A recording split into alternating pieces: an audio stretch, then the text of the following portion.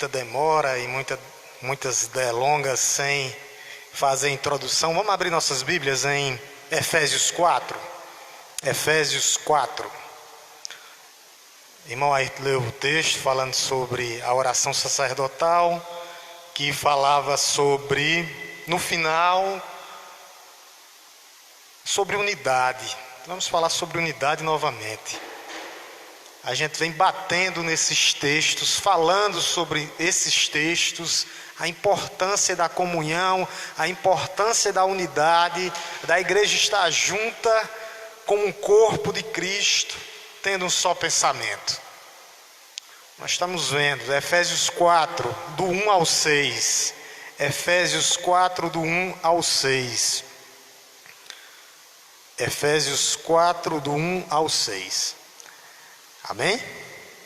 Efésios 4, do 1 ao 6. Eu vou ler, os irmãos acompanhem, por favor. Os irmãos que estão em casa, que Deus possa abençoar. Que essa seja uma palavra de encorajamento nessa noite, para que nós possamos continuar vivendo em unidade. A palavra de Deus diz assim: a unidade da fé.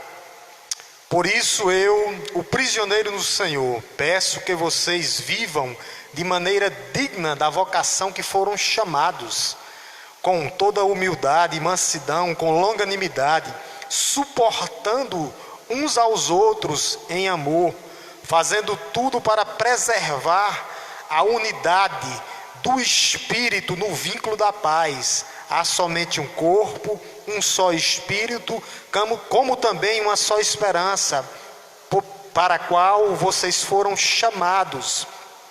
Há um só Senhor, uma só fé, um só batismo, um só Deus e Pai, de todos, o qual sobre todos age por meio de todos e está em todos. Amém? A unidade da fé. Esta é uma palavra que nos dá encorajamento para a gente viver em unidade, para a gente não abandonar o corpo de Cristo. A unidade, a unidade é que a igreja viva um só propósito. O objetivo é integração, comunhão, união do povo de Deus. Lembrando que vai haver diferenças. Nós somos diferentes, mas somos um em Cristo, como o texto fala aqui. E que essas diferenças na igreja, elas têm que desaparecer. Pessoas diferentes, mas um em Cristo. O pensamento, o modo de caminhar tem que ser o mesmo. A visão tem que ser a mesma.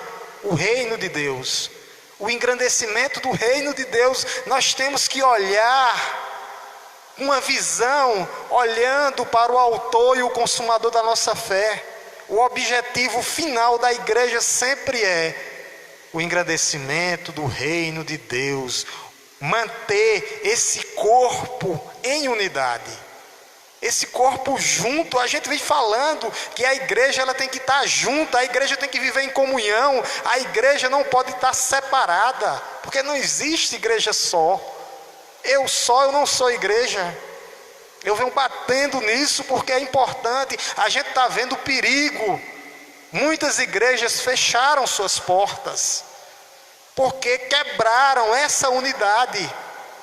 Jesus faz uma oração sacerdotal que o irmão Ayrton leu aqui, intercedendo no final por unidade, que vocês possam ser um, como eu e o Pai somos um. Aperfeiçoamento da unidade. E a igreja não pode quebrar essa unidade. Ai daquele que quebrar a unidade da igreja, porque esse vai estar apostatando da fé. Apostatando da fé. Nós lemos agora, nós seremos conhecidos como os seus discípulos quando nós formos um em Cristo. A igreja não entendeu isso ainda. Há um prejuízo espiritual, mental. Há um prejuízo mental hoje dentro da igreja. Está acontecendo um prejuízo mental.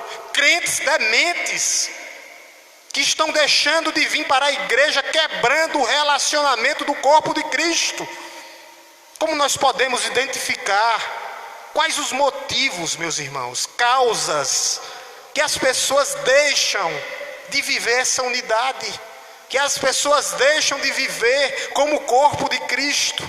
A primeira coisa é o ego, o egocentrismo, o narcisismo. As pessoas olham para elas mesmas, estão olhando para um espelho, pensando que a igreja é uma vitrine, pessoas que querem brilhar. Não, o que tem que brilhar é o Evangelho. É o Evangelho que tem que brilhar. A gente não é nada pó, mas existe o ego, a vaidade. A vaidade, a opinião sua tem que prevalecer dentro da igreja. Não sabem dividir,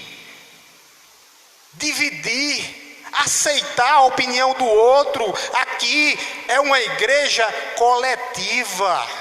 Nós temos pensamentos diferentes, mas o propósito final é um só. Isso tem que ficar claro. A outra coisa que existe dentro da igreja se chama competição. Por que pessoas deixam a igreja? Por que pessoas abandonam a igreja? Há uma competição. Pessoas querem concorrer. Qual o melhor ministério? Pensando que é isso que agrada a Deus. Não é. O que agrada a Deus é viver em união, em unidade. A gente obedecer os seus mandamentos. Obedecer os seus mandamentos e não quebrar a unidade da igreja. Pessoas que não obedecem, irmão Ayrton, uma hierarquia, querem quebrar a hierarquia, querem ser melhor do que as outras pessoas, não obedecem seus líderes, são teimosos, desobedientes. Se Deus botou, existe um cabeça que é Cristo, mas existe liderança. E se a gente estiver de acordo com a palavra, é porque Deus escolheu. Mas pessoas insubordinadas dentro da igreja, que não quer seguir, que não quer viver conforme essa palavra, mas que querem viver conforme a sua vontade. Isso é um fato. Isso é um fato dentro da igreja. E a outra coisa, porque pessoas deixam a igreja, elas querem se pastorear. Há um autopastoreio. Elas não aceitam ser ensinadas. Elas não aceitam ser conduzidas. Elas não aceitam caminhar como rebanho, como ovelhas. Não! Elas querem se pastorear. Elas não aceitam o pastoreio vindo do céu, que começa com Cristo, depois ele ordena alguém aqui na terra para conduzir. Mas o cabeça Cristo da igreja. Parece que eu estou olhando para a igreja de Coríntios. Uns diziam eu sou de Paulo, outros diziam eu sou de Apolo, e outros diziam eu sou de Quefas, de Pedro. E os piores, os insubordinados, diziam eu não aceito a autoridade de ninguém, eu sou de Jesus. Como você não aceita a autoridade? A autoridade é a palavra de Deus, mas alguém tem que conduzir. Há os insubordinados dentro da igreja. A unidade, essa unidade, quando a gente lê Efésios aqui, ela foi dada antes da fundação do mundo. Quando você pega o resumo do capítulo 1, vai dizer: Deus amou a igreja antes da fundação do mundo. Deus enviou Deus Filho, que é Jesus Cristo, para morrer por essa igreja, por esses salvos. A igreja são os salvos. Não é a igreja as quatro paredes, mas os salvos de Deus. E ainda deixou o Espírito Santo como promessa para ficar, para garantir o penhor, a penhora. Jesus ainda deixa ele, o Espírito Santo, todas as garantias. Mas nós temos as nossas obrigações. Nós temos que preservar essa unidade. A responsabilidade é minha e sua. Nós temos que cuidar dessa unidade, que nem nós cuidamos do nosso casamento, que nem nós cuidamos dos nossos negócios. Você que é jovem, que nem você cuida do seu colégio, da sua faculdade, que está nos assistindo. Você cuida do seu negócio, que nem você cuida do seu trabalho. Nós temos que zelar por essa unidade. Zelo. Zelo. É isso que a palavra de Deus diz. É isso que a palavra de Deus diz. que nós possamos verdadeiramente nos firmar nessa palavra de Deus, capítulo 4, versículo 1. Você que está com sua Bíblia aberta, ele diz: por isso eu, prisioneiro no Senhor, peço que vocês vivam de maneira digna da vocação que foram chamados. Para que foi que nós fomos chamados? Lá no versículo 3,6, Paulo vai dizer, você está bem aí com sua Bíblia aberta, versículo 3,6. Paulo diz assim: o ministério que os gentios são co-herdeiros, membros do corpo de Cristo, coparticipante da promessa em Cristo Jesus, por meio do Evangelho. Você foi chamado porque você é filho, você é co-herdeiro de Cristo, você tem uma herança, você é filho. Foi para isso que você foi chamado, para viver em unidade, porque você é filho de Deus, você tem uma herança, você tem uma promessa, uma vocação. Aqui, essa vocação é espiritual, para ser filho de Deus, co-herdeiro de Cristo. Temos uma herança. Aqui todas as vocações da terra, elas caem por terra. Elas caem por terra. O que é que adianta você ser um presidente da república? O que é que adianta que ainda existe rei, você ser um rei? O que é que adianta você ser um primeiro-ministro? O que é que adianta você ser um prefeito? O que é que adianta você ser um governador? O que é que adianta você ganhar o mundo inteiro e perder a sua alma? Não adianta nada. O que adianta o homem ganhar o mundo inteiro e perder a sua alma? Não adianta nada. A vocação que nós somos chamados é para ser filhos, co-herdeiros, co-participantes dessa unidade. Fomos chamados para ser da família de Deus, ser igreja do Senhor, viver em união, em comunhão com os santos. Olha o que é que ele diz no versículo 1: sou prisioneiro, peço que vocês vivam de maneira digna. Viver em unidade, de maneira digna. De maneira digna, nós somos chamados para viver, andarmos de maneira digna. Essa é uma maneira gloriosa. Por isso eu bato muito na tecla, eu falo direto nas minhas pregações, que não existe dicotomia, diferença entre estar na igreja ou estar fora da igreja. Não, minha vida espiritual tem que condizer com minha vida dentro da igreja. Eu sou o mesmo dentro e fora da igreja. Eu tenho que viver, ser santo, separado. Não existe, nós fomos chamados para viver de maneira digna. Eu não posso ser um dentro da igreja e ser corrupto nos meus negócios. Eu não posso ser um dentro da igreja e trair minha esposa fora da igreja. Nós fomos chamados para viver em unidade e viver de maneira digna. Eu não posso ser um corrupto, adulterar, não, furtar, cobiçar os bens dos outros, o carro do outro, a mulher do outro. Não, eu fui chamado para viver de maneira digna. Digna da vocação. A vocação que eu e você, nós fomos chamados por Deus. Como nós podemos viver dessa forma digna aqui que ele diz no versículo 1? A vocação que vocês foram chamados para vocês viverem de forma digna. Paulo aqui ele nos dá 4 formas de viver de forma digna. 4 formas. Olha o que é que ele diz bem aí no versículo 2. Nós temos que viver primeiramente em unidade. Nós temos que viver com toda humildade. Nós temos que viver com toda humildade. Essa é a primeira. E quem é o modelo de humildade? Jesus. Jesus é o modelo de unidade, de humildade.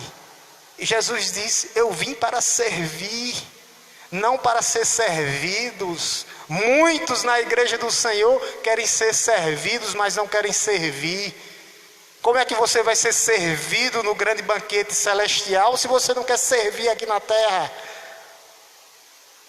Como? Muitos são orgulhosos, soberbos, prepotentes. Nós somos simplesmente pó, e para o pó nós voltaremos. Jesus, lá no Sermão do Monte, diz que bem-aventurados são os humildes de coração, porque deles é o reino de Deus. Só quem herdará o reino dos céus são os humildes de coração. Quem não for, a primeira forma de viver em unidade de maneira digna é sendo humilde. Humilde, até o ar que respiramos é Deus quem nos dá. Como é que eu posso ser prepotente e arrogante? A segunda maneira, está bem aí no versículo 2, ele diz: com toda a humildade e mansidão. A segunda maneira de viver em unidade e de maneira digna da vocação é sendo manso. Manso. Sendo manso, mansidão. Aqui significa controle, domínio próprio. Você ter autocontrole. Mansidão. Mansidão não é sinal de fraqueza, não, mas de autocontrole. É assim que nós temos que viver. Abraão, pai de todas as nações, pai de muitos, pai de todas as nações, homem manso, homem humilde. Moisés, o mais humilde de todos, o mais manso de todos, conduziu um povo teimoso, 40 anos no deserto. Foi humilde, foi manso de coração. Mansidão, sabe o que é mansidão? Você que me ouve aí do lado de fora, é controlar sua língua e deixar de falar dos outros. Isso é ser manso. Isso é ser manso, é controlar o seu temperamento, é controlar o seu impulso, é controlar os seus desejos. Aí você será bem-aventurado na terra. Lá no Sermão do Monte diz: bem-aventurados os mansos, porque herdarão a terra. A terceira coisa para você viver de maneira digna aqui na terra é você ter longanimidade. Versículo 2, o que é que eu diz? Você tem que viver com toda a humildade, mansidão e longanimidade. Longanimidade a gente sabe o que é. Longanimidade é paciência, aguentar com paciências pessoas difíceis. Há pessoas difíceis dentro da igreja, pessoas complicadas. Nós temos que aprender a viver com os diferentes. Com os diferentes. Aos diferentes. Dentro da igreja há pessoas complicadas. E nós temos que aprender a viver com essas pessoas complicadas.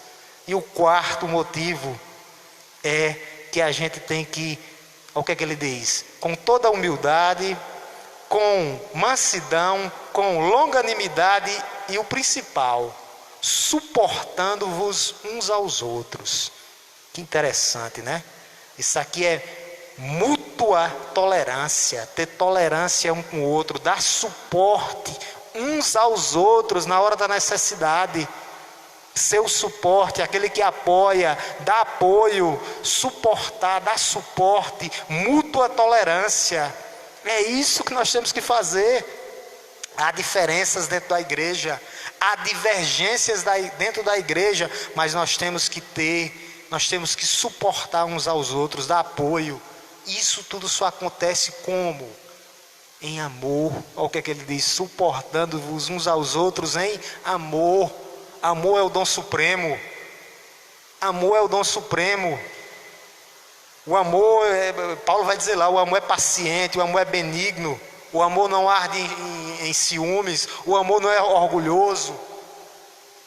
O amor é a base de tudo isso, da gente manter a unidade da igreja. O amor é a base. Qual o primeiro fruto do Espírito? Amor. Aí depois vem alegria, longanimidade, benignidade, bondade, fidelidade, mansidão. Ó, a mesma coisa que fala para que nós possamos viver em unidade. É interessante, muito interessante. O apóstolo Paulo, no versículo 3, diz que nós temos que preservar essa unidade. Versículo 3 ele diz: fazendo tudo para preservar a unidade do Espírito.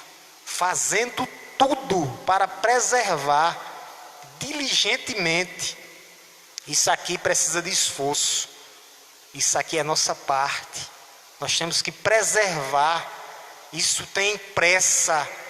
Preservar, isso exige trabalho duro, esforço, para que nós possamos fazer a nossa parte aqui, preservar, ter tolerância uns com os outros. Isso é muito importante. Tolerância uns com os outros, preservar, cuidar, guardar essa unidade que é o corpo de Cristo. O corpo de Cristo. O corpo de Cristo espalhado nos 4 cantos da terra. Mas nós começamos aqui, na igreja local, na primeira igreja batista de Araripina. É assim que nós temos que fazer. Eis a boa notícia: ninguém, nada e nem ninguém pode quebrar verdadeiramente essa unidade, porque essa unidade é constituída por Deus e ela é feita de forma trinitariana, através de Deus Pai, Deus Filho e o Espírito Santo. Por isso que essa unidade jamais pode ser quebrada. Ela é feita de forma trinitariana, e é isso que Paulo vai dizer, do capítulo 4 ao capítulo 6. Ele vai falar do Pai, do Filho e do Espírito Santo. Ele começa pelo Espírito Santo. Olha o que é que ele diz no versículo 4. Porque ninguém pode quebrar essa unidade. Ele diz assim: há somente um corpo e um só Espírito. Aqui é o Espírito Santo. O Espírito Santo, um só corpo, todos os povos, raças, línguas e nações, espalhadas nos 4 cantos da terra, mas aqui está apontando para a igreja de Deus, a igreja do Senhor. O que é que ele diz aqui no versículo 4? Preste atenção. Há somente um corpo e um só Espírito. É o Espírito Santo que nos chama. Ele chama esse povo para dar esperança. Ele nos coloca no corpo de Cristo. O Espírito Santo, ele é o agente da Trindade. Quem é que convence o mundo do pecado, da justiça e do juízo? O Espírito Santo de Deus. Por isso que o Espírito Santo de Deus é o agente trinitariano que mantém, que chama, que penetra nos nossos corações, que mergulha nos nossos corações. Como? Através da pregação do Evangelho, meus irmãos. Através da pregação do Evangelho, ele mergulha, ele penetra em nossos corações. Há somente um Espírito, o Espírito Santo. Há um só corpo, um só Espírito, como também uma só esperança. Essa esperança é a esperança que Deus nos dá, as certezas do amor de Deus por nós, que estaremos um dia face a face com Cristo, todas as garantias. Aí ele vem agora no versículo 5, ele fala que há um só Senhor. Por isso que ninguém pode quebrar essa unidade, porque a unidade verdadeira da igreja, ela é constituída por Deus Pai, Deus Filho e Deus Espírito Santo. Ela é trinitariana. Olha o que é que ele diz no versículo 5. Há um só Senhor Jesus, uma só fé, um só batismo.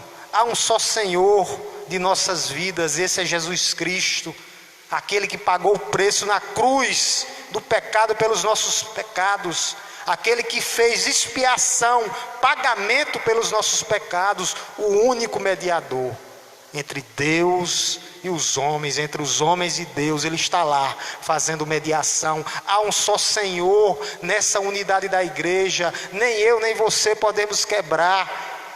Um só Senhor, Jesus, o Messias de Deus enviado ao mundo, o Cordeiro de Deus que tira o pecado do mundo, aquele que foi morto, foi sepultado, mas que no terceiro dia ressurgiu triunfante, venceu a morte, ascendeu aos céus e está sentado à destra de Deus Pai.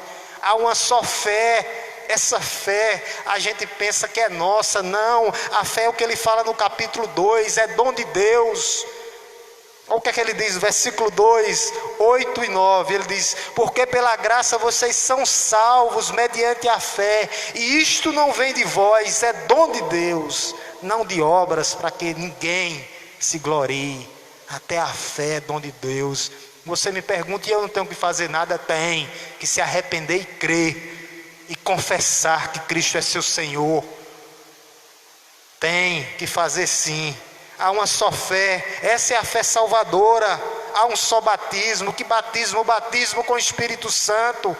Aquele batismo que João pregava era o batismo das águas, mas ele diz: virá um depois de mim que batizará com o Espírito e com fogo, com o Espírito Santo. Aqueles que creem, com fogo serão queimados, serão retirados. Ali é a palha que será queimada. O batismo com fogo é batismo de condenação.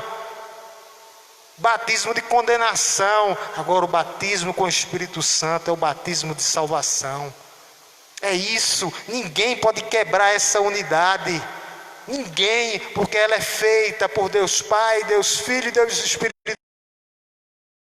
E termina no versículo 6, falando de Deus. Há um só Deus e Pai de todos, o qual está sobre todos, age por meio de todos e está em todos. Aí a pergunta é: todo o mundo? Não. Todos os chamados, todos os escolhidos, todos os que se arrependem verdadeiramente e crê no seu nome. A salvação não é universal. A salvação é para aqueles que se arrependem e crê em Jesus Cristo. Essa é a verdadeira salvação, que não vem de vocês, é dom de Deus. É um chamado irresistível lá no coração do pecador. Há um só Deus, um Deus e Pai em toda a terra. Ele é soberano sobre tudo e sobre todos. Ele é o Pai da igreja, dos salvos, dos santos, dos chamados, dos escolhidos, daqueles que verdadeiramente crê com o seu coração. Essa é a verdadeira unidade. Qual a razão de nós quebrarmos essa unidade? Existe razão para nós quebrarmos essa comunhão que existe dentro da igreja? Há um vírus que pode quebrar essa comunhão? Não. Não existe Covid.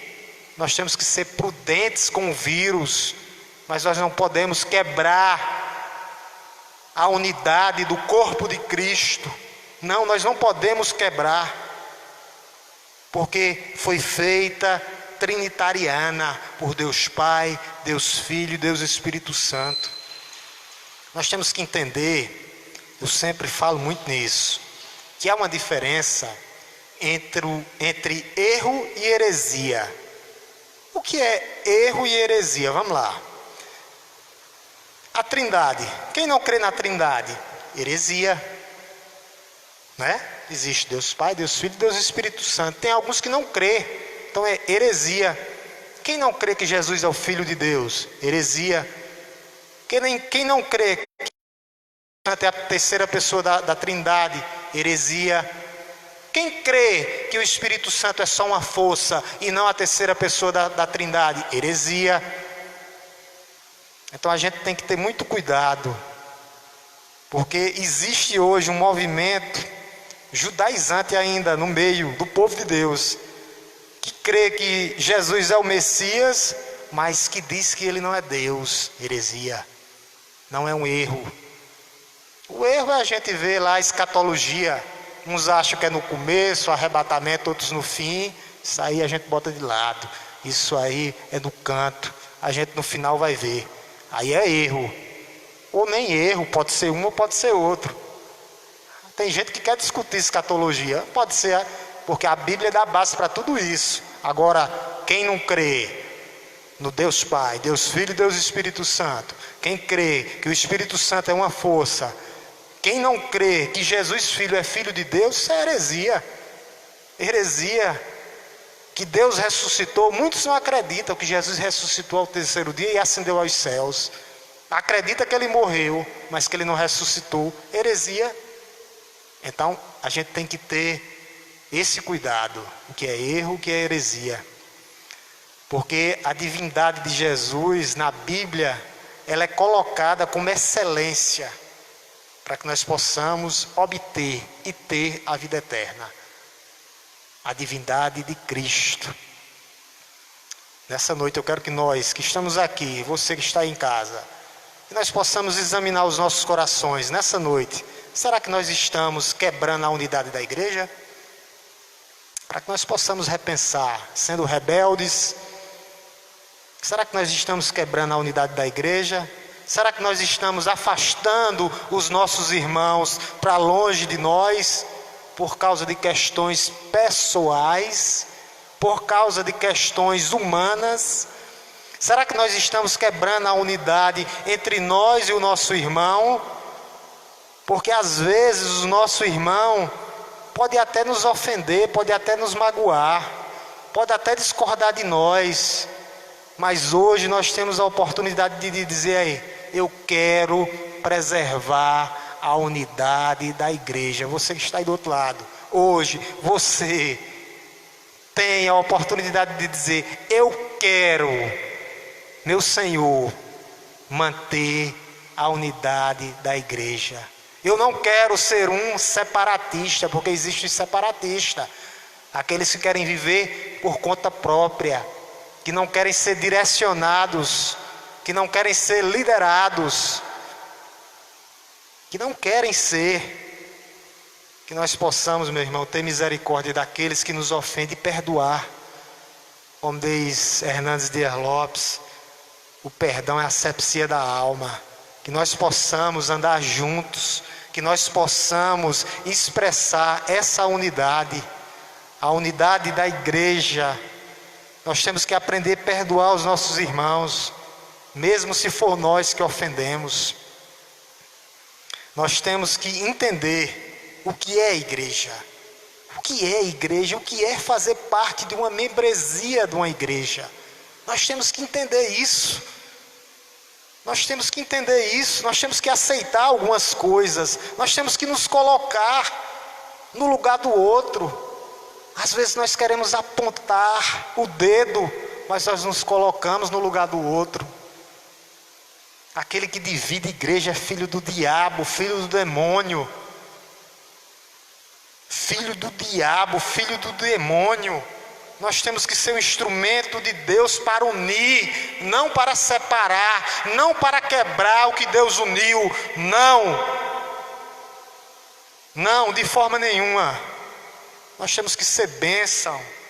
A igreja está voltando. Você que está aí do outro lado, volte para a igreja. Não há motivo mais. Se você não tem nenhuma doença, se você não tem nenhuma comorbidade, não há motivo de você estar em casa sentado assistindo o culto. Você tem que estar junto com a igreja, como corpo de Cristo, em comunhão. Nada justifica. Está aqui o meu irmão, com as comorbidades dele, que está aqui assistindo, do lado aqui do irmão Gonzaga. O outro aqui que já teve câncer, um dos piores que já teve, que é o câncer de estômago, e está aqui. Não justifica você estar em casa, na sua zona de conforto, não. As atividades estão voltando. Volte, jovem, para os encontros dos jovens. A MCA vai voltar futuramente, e os homens já voltaram. Todos os cultos evangelistas já voltaram nas serras. Não justifica. Deus nos deu uma igreja para participarmos dela, não para estarmos longe, mas para participarmos, para sermos pastoreados, para sermos abençoados, para sermos orientados, para louvarmos juntos em unidade. É isso que essa passagem aqui significa. É isso que Deus está falando aqui para nós, nessa noite, para você que está aí do outro lado, para você preservar, para você defender, para você proteger, para você conservar essa unidade do corpo de Cristo em Jesus. Que Deus possa ter misericórdia da igreja dele, e que essas palavras sejam palavras de encorajamento para você estar junto com o povo de Deus em unidade, em Cristo Jesus nosso Senhor. Amém? Essa é a palavra de Deus. Deus possa manter a sua igreja em unidade. Ai daquele que quebrar a unidade da igreja. Ai daquele que persegue a igreja do Senhor. É a mesma coisa estar quebrando a unidade. Lembra o que foi que Jesus disse para Saulo? Saulo, Saulo, por que tu me persegues? Eu não estou falando daquele que não tem condições de vir. Eu estou falando dos que têm condições de estar juntos em comunhão. Que você possa repensar a sua vida nessa noite. Que Deus possa lhe iluminar nessa noite, para você estar junto conosco, como igreja do Senhor. Vamos orar em nome de Jesus, meus irmãos. Ficar de pé. Você que está em casa, ore comigo nessa noite, para que Deus possa nos abençoar. Porque a gente viu que nada nem ninguém pode quebrar essa unidade da igreja. Alguns podem até tentar, mas não vão conseguir. Oremos em Cristo Jesus, nosso Senhor. Pai Santo, Deus Todo-Poderoso, te louvamos nessa noite, Pai, pelo teu amor, pelas tuas misericórdias, Pai, que se renovam a cada manhã em nossos dias. Muito obrigado, Pai Santo, pela tua palavra, ó Deus, que nos encoraja, que nos guia, que nos direciona, ó Deus, que nos fortalece como igreja do Senhor. Que tu possa, Pai Santo, Pai amado, direcionar a tua igreja, ó Deus. Que tu possa estar animando, avivando, ó Deus Santo, o coração daqueles, ó Deus, que estão, ó Deus, deprimidos, cansados, sobrecarregados por algum motivo. Ó Deus, que eles aprendam a lançar as suas ansiedades sobre ti. A tua palavra diz, ó Deus, que o teu fardo é leve e o teu jugo é suave. Por isso, nós que estamos hoje aqui, nós colocamos, Pai, todas as nossas ansiedades e dificuldades nas tuas mãos, porque nós sabemos que tu é quem direciona a tua igreja. É tu quem opera em nós. É tu que realiza o teu querer em nossas vidas. Muito obrigado, Deus Santo, pela vida da tua igreja. Que tu possa estar despertando, Pai, a tua igreja. Que tu possa estar, ó Deus, capacitando a tua igreja dia após dia para que nós possamos falar do teu evangelho. O teu evangelho é poder de Deus para todo aquele que nele crê. Perdoa-nos, ó Deus, os nossos pecados, porque às vezes nós apontamos o dedo para alguém e não olhamos, ó Deus, para a trave que está em nossos olhos. Que tu possa tirar, Pai, de nós toda a cegueira espiritual, todo o espírito de divisão que tiver, ó Deus, dentro dessa igreja, que caia por terra, que tu quebre, ó Deus, essas amarras, porque ai daquele que quebrar a unidade da igreja, porque ela é feita por Deus Pai, Deus Filho e Deus Espírito Santo. Perdoa-nos nessa noite, Pai, os nossos pecados, que tu possa nos levar em paz para os nossos lares. É esta a nossa oração, no nome santo de Jesus. Amém? Louvado seja o nome de Cristo, meus irmãos. Deus seja louvado. Nós estamos vendo ainda a próxima terça-feira, que está tendo umas questões lá na Rua de Giliarte, se a gente vai fazer na terça ou na quinta, mas nós louvamos a Deus e glorificamos o nome de Jesus. Amém.